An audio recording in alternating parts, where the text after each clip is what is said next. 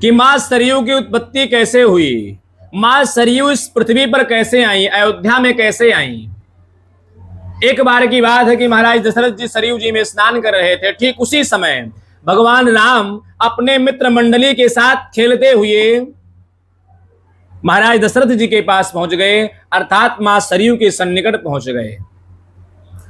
दशरथ जी ने जब राम जी को देखा, अपने पास में बुलाया और राम जी से कहा कि हे राम, तुम सरयू जी को प्रणाम करो, सरयू जी को नमस्कार करो।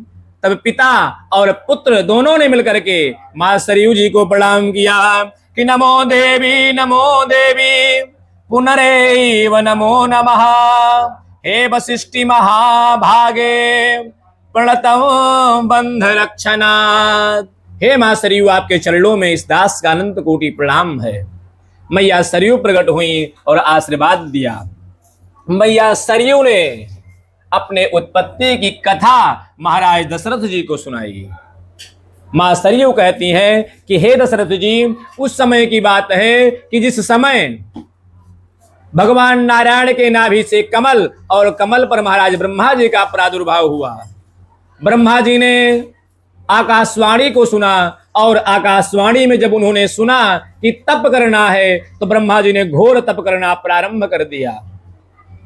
ब्रह्मा जी के तप से भगवान नारायण प्रसन्न हुए और प्रसन्न होने के बाद ब्रह्मा जी के सन्मुख सन्निकट सामने प्रकट हो गए। जैसे ही ब्रह्मा जी ने देखा कि हमारे सन्मुख हमारे सामने भगवान नारायण प्रकट हैं, ब्रह्मा जी गदगद हो गए, प्रणाम करने लगे कि सशंख चक्रम सकिरीट कुंडलम सपीत वस्त्रम सरसीरुहेक्षणम सहार वक्षस्थल कौस्तुभश्रियम नमामि विष्णुम शिरसा चतुर्भुजम। जब ब्रह्मा जी ने देखा कि भगवान नारायण के हाथ में शंख चक्र गदा पद्म है, भगवान को नमस्कार किया, भगवान के सुंदर दर्शन किया। भगवान का दर्शन करने के बाद ब्रह्मा जी को इतनी प्रसन्नता हुई, इतना आनंद आया कि ब्रह्मा जी के नेत्रों से अश्रुपात होने लगा।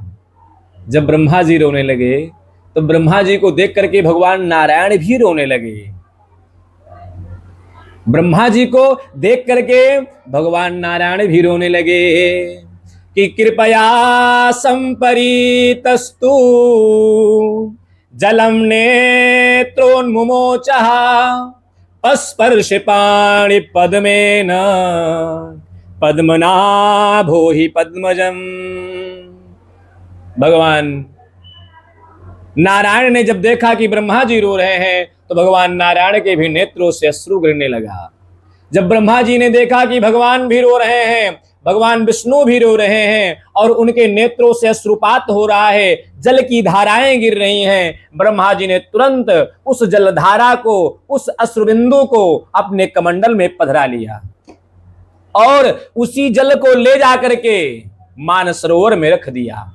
बाद में सूर्यवंश में उत्पन्न महाराज इक्ष्वाकु के मन में अभिलाषा हुई कि हमारे अयोध्या में कोई नदी नहीं है।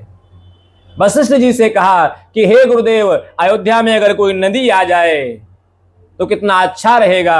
महाराज वशिष्ठ जी ब्रह्मा जी के पास गए और ब्रह्मा जी के चरणों में प्रणाम किया, निवेदन किया कि हे प्रभु, हे मेरे नाथ, मुझे अभिलाषा है कि अयोध्या में कोई नदी हो जाए। मैं आपके पास आया हूं, मुझे कोई नदी प्रदान करने की कृपा करें। तब ब्रह्मा जी ने वही नेत्र जल जो भगवान नारायण के अश्रु से गिरा था, नेत्र से प्रादुर्भाव हुआ था, उसी जल को मानसरोवर से निकाल करके वशिष्ठ जी को दे दिया और कहा ले करके जाओ, यही सरयू के नाम से विख्यात होंगी और ये जल अयोध्या में आनंद प्रदान करेंगी। महाराज वशिष्ठ जी सरयू जी को लेकर के आए और अयोध्या में स्थान दिया। तब से मां सरयू कल कल की धारा करती हुई निरंतर अयोध्या वासियों को आनंद प्रदान करती हैं और आनंद पूर्वक रहती हैं। जय श्री सीताराम।